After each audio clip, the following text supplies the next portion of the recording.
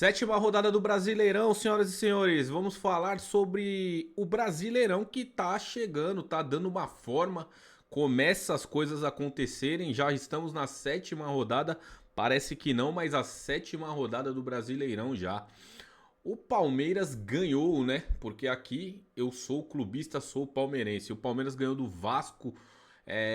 Em um jogo, cara, me surpreendeu muito porque quando eu vi a escalação do Vasco sem o Verratti, sem o Felipe Coutinho, eu falei, meu, o Palmeiras vai deitar e rolar, né? Porque o Vasco com o Verratti e com o Felipe Coutinho já perde muito. Eu falei, pô, imagina sem esses dois caras jogando com o time reserva, o Vasco se preservando aí pra jogar, se eu não me engano. É a Sul-Americana. Eu não tenho certeza qual é a competição que o Vasco tá, mas provavelmente vai focar em alguma Copa por aí, porque o brasileiro é muito difícil. Os pontos corridos é extremamente complicado para time como o Vasco, né? Para time que tem dificuldade financeira, para time que está sem técnico, em busca de técnico, você já começa uma rodada de brasileiro complicadíssima, né? O Vasco com seus problemas, enfim, com financeiro, né? Complicadíssimo, mas foi um jogo razoavelmente bom, né? Na medida do possível. Acho que nesse jogo do Palmeiras os destaques foram o Giai e o Vitor Roque, que desencantou, finalmente fez um gol válido, né? O Vitor Roque que mostra muito determinação dentro de campo, é, mostra que tá com o grupo, mostra que tá com o elenco, apesar, aliás, esse time do Palmeiras, ele mostra a força que ele tem, né? A união do grupo, o Abel conhece muito bem os jogadores que estão no grupo. O Abel realmente, cara, ele surpreende a cada rodada, a cada partida, porque você vê que a gente critica muito o Abel às vezes por erros, né? Que a gente acha que são erros, mas o Abel vai lá e sempre dá um jeito, sempre tem um plano, né? Como o Abel fala, e essa reformulação do Palmeiras já está surtindo efeito. A rodada começou na sexta-feira com São Paulo e Fortaleza. O São Paulo e Fortaleza empataram em 0 a 0, né? Num jogo, cara, que eu não assisti, mas o São Paulo vem de vários empates, né? O São Paulo acho que é um time que mais empatou até agora. O problema do empate é que você não consegue progredir na tabela, né? Você fica sempre ali estagnado.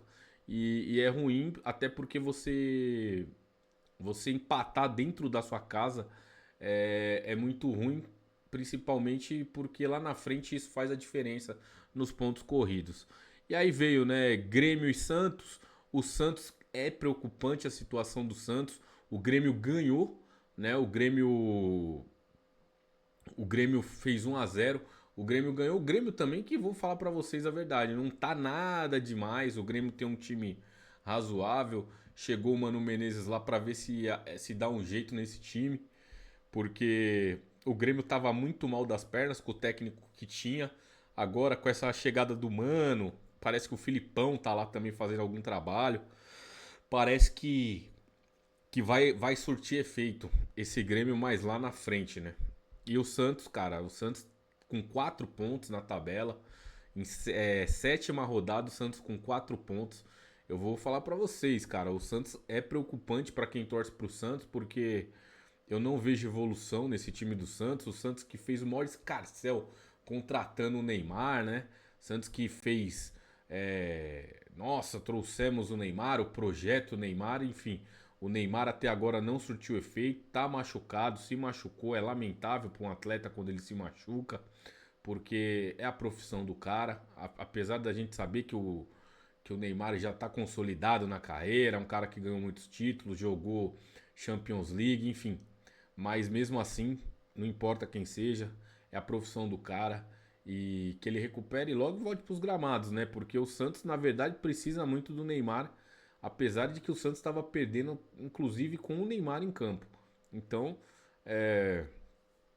cara, sem Neymar ou com Neymar, o Santos precisa reformular se quiser alguma coisa no brasileiro.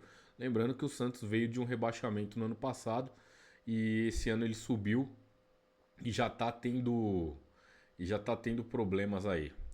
E aí, Vasco da Gama e Palmeiras, já comentei, o Palmeiras ganha de 1-0, vitória fora de casa, apesar que é campo neutro por ser em Brasília, mas o Palmeiras ganha fora de casa, mais um jogo, mais uma mágica que o Abel faz. O Abel sempre tem um plano e parece que isso é real mesmo. O jogo, cara, que eu assisti aqui que pegou fogo de fato foi Cruzeiro e Flamengo. Eu vou falar pra vocês, o Cruzeiro e Flamengo foi um baita de um jogo, um baita de um jogaço. E é engraçado, né, como o futebol ele proporciona algumas coisas pra gente que eu fico intrigado com isso, porque muitas pessoas estavam falando que o Felipe Luiz era o melhor técnico do Brasil. Os caras falaram, não, Felipe Luiz, Felipe Luiz, Felipe Luiz. E eu vi nas redes sociais algumas pessoas criticando o Felipe Luiz pela derrota contra o Cruzeiro. Mas eu vou falar pra vocês pelo que eu assisti do jogo, tá? O Cruzeiro ele mudou totalmente de forma, do jeito de jogar.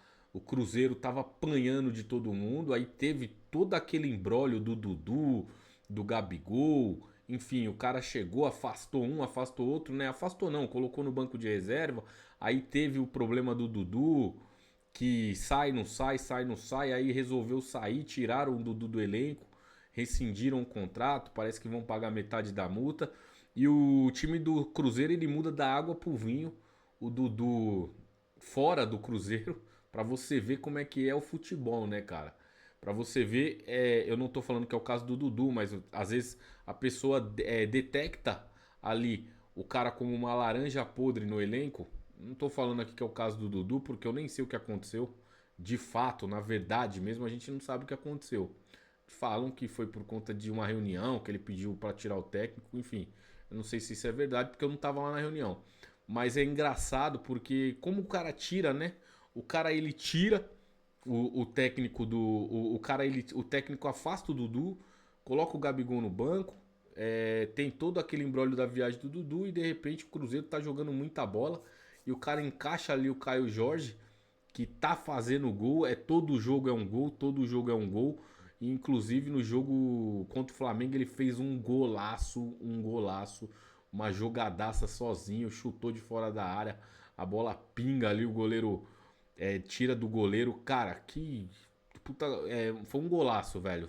Sinceramente, pra você ver como é que é o futebol. Ele mudou da água pro vinho, o Cruzeiro. Pelo menos nessa partida aí. O Cruzeiro fez uma partidaça e aí o Gabigol, né? O Arrascaeta faz um golaço também, né? O Arrascaeta sendo um Arrascaeta, fazendo um baita de um golaço, cara. O Arrascaeta é fora de série mesmo. É um bom jogador. E o Arrascaeta fazendo gol. O Arrascaeta fazendo gol. E aí depois quem, né? A lei do ex, a lei que nunca falha, né? Aquela lei que não é infalível. E, o, e aí pra completar, o Gabigol foi lá e fez o gol. Perdeu o pênalti, o goleiro defende o pênalti, mas no rebote ele vai lá e faz o gol. Cara, o futebol tem disso e a lei do ex é infalível. O Gabigol foi lá e conseguiu fazer o gol. Pra você ver, né? Como é que é o futebol. E o Gabigol não comemorou. Fez o gol lá, não comemorou porque diz que em respeito ao clube, enfim, toda aquela boboseira que o jogador fala. Eu acho que pra mim o jogador, por exemplo, o Daverson, vou colocar aqui. Se ele fizer um gol contra o Palmeiras e comemorar, pra mim não vai mudar o que o Daverson fez pelo Palmeiras. Aquele gol dele contra o Flamengo lá na Libertadores não vai mudar em nada. Até porque ele tá em outro clube agora e não no Palmeiras mais. Enfim. Então é isso, vamos ficar por aqui.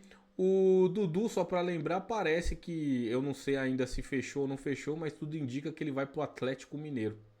Pra quem tinha dúvida aí, parece que ele vai pro Atlético Mineiro, o Cuca que é ele. Fez todo aquele mise-en-scène, né? Todo aquele imbróglio pra ir pro Cruzeiro, que chegou, e aí é máfia azul e bababá, bababá. Enfim, pode ser que ele acabe indo pro Atlético Mineiro. Beleza? Ficamos por aqui e voltamos logo mais. Avante palestra, tamo junto, valeu.